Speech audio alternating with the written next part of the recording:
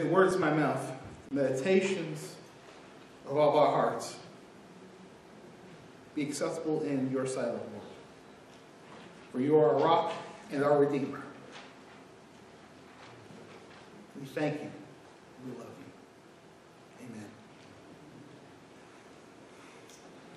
you. Amen.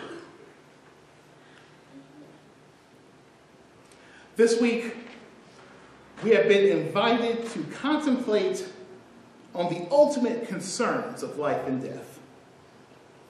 Beginning with the pomp of Palm Sunday, continuing to the passion and finality of Good Friday. And now we are on the other side of the cross. This Easter morning, basking in the radiant light of the risen with Christ. We have been brought through the darkness into the light. Yes. Now, most scholars agree that chapter 16, verse 8, is actually the original ending of Mark. So Mark, the Gospel of Mark, begins with the good news. But at the end, there is no news. The Gospel is written between 68 and 70 AD during the Jewish revolt. And from that point, in 70 AD, the Roman Empire had decided they had had enough, and they had adopted a scorched earth policy. Meaning they burned the city of Jerusalem and they destroyed the temple. So the Gospel of Mark is written in a traumatic time. This is a time where the community that wrote the Gospel of Mark is fleeing in terror and is afraid. Now, through the Gospel, there's a speedy pacing where Jesus would do something like heal someone or he'd give a sermon and then immediately he'd be on to the next thing. And that's the word they use, immediately. But then at the end of the Gospel, there's this abrupt stop. One way you could describe this ending is by saying that the Markan community had written the first cliffhanger. You know, before there were Sherlock Holmes and Reichenbach Falls, before the question of who shot JR, there was the statement, for they were afraid. Now the verbs in this scene that we're looking at this morning are action-packed. The scene is, the verbs are action-packed, and at the end of this chapter, we see that the words are paced, and they're packed with an emotional pensiveness and emotional anticipation and an emotional expectation. You see, these words, the words they said, they looked, they entered, they saw, they were alarmed. He said, go tell. They said nothing. They were afraid. The scene begins with a young man clothed in white saying, don't be alarmed. You are looking for Jesus of Nazareth who was crucified. He is raised, but he is not here. Look, there is a place he laid them. But go, tell his disciples and Peter, he is going ahead of you. There you will see him just as he told you. As we read this account, there is a sense of dramatic irony, where we know that the characters, we know things that the characters themselves of Mary Magdalene, Salome, we know things that they do not know. All right. As the readers and believers, we know God's ultimate purpose. We know that God has a plan.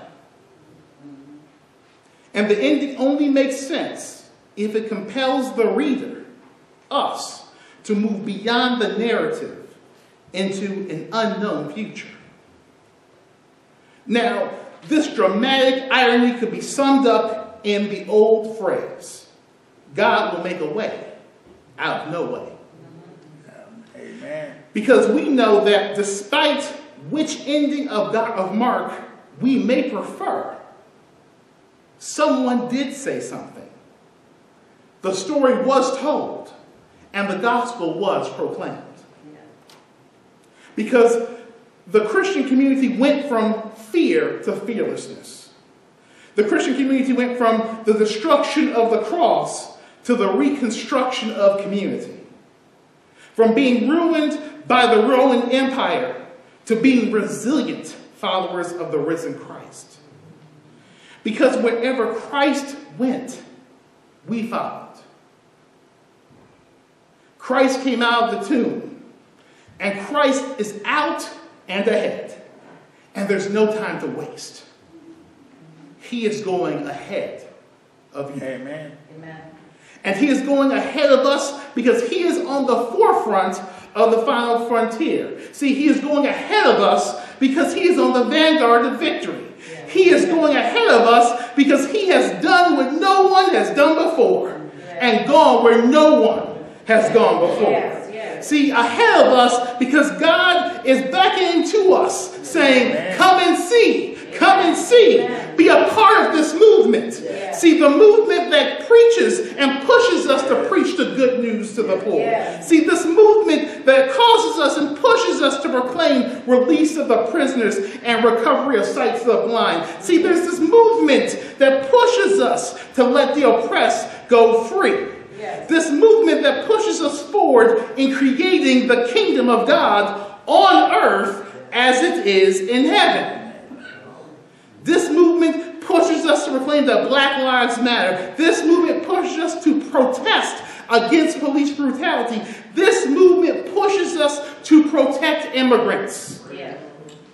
He goes ahead of us into the future to meet us there and claims us not on our own terms, but on God's terms. Amen. See, Jesus returns to be a living reality.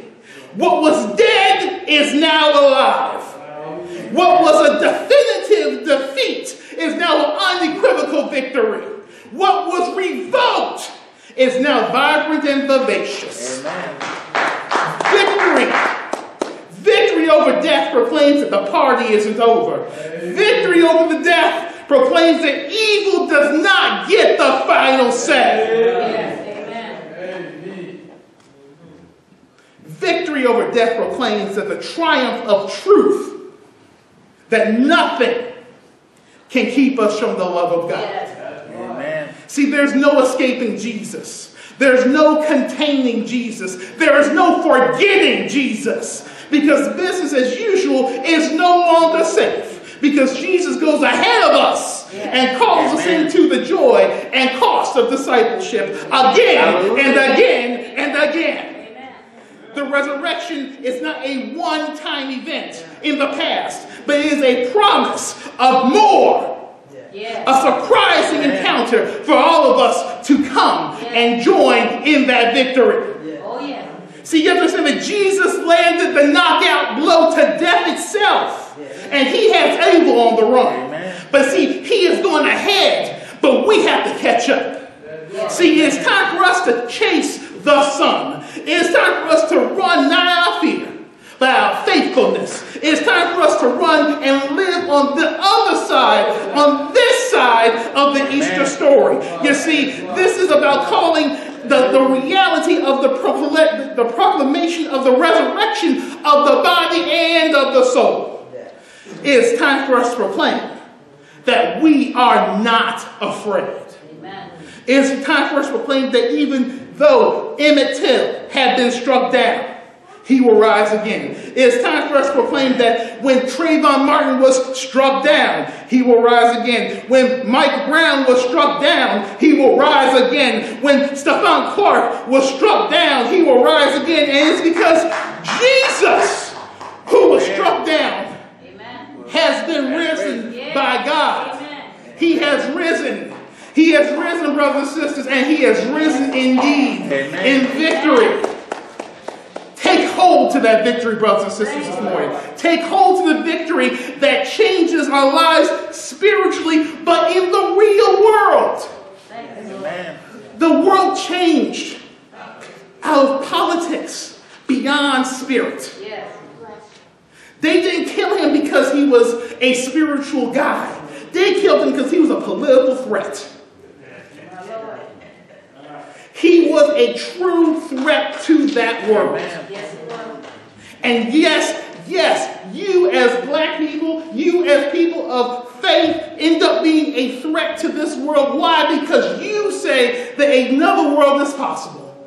A world of justice and peace. A world of health care and love. A world where there are no poor. Where Enron doesn't get away. Where AIG doesn't get away. Where, guess what? Where Goldman Sachs doesn't get away with evil. All right. But God's bank is the most important bank. God's love is the most important love. The bread of life is the true bread that feeds all.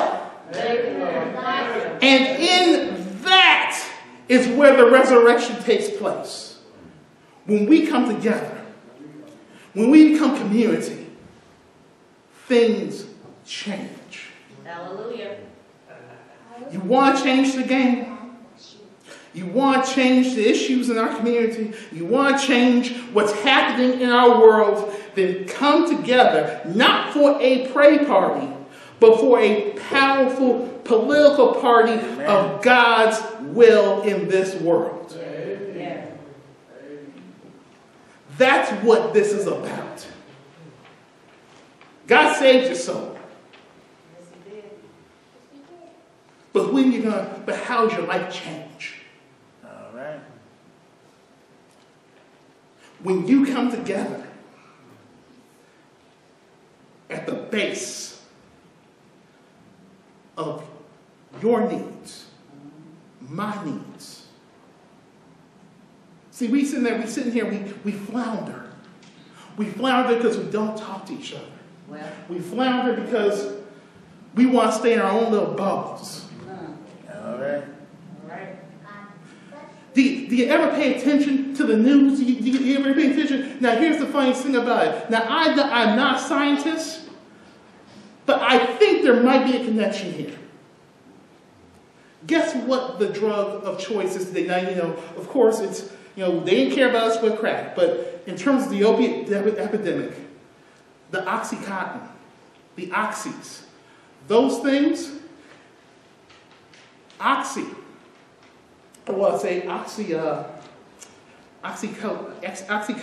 but not Oxycontin, but the drug that mirrors. The drug mirrors the hormonal dynamics of love. When you're in love, the same receptors that opiates hit are the love receptors. No one ever puts that together. No one ever puts that together.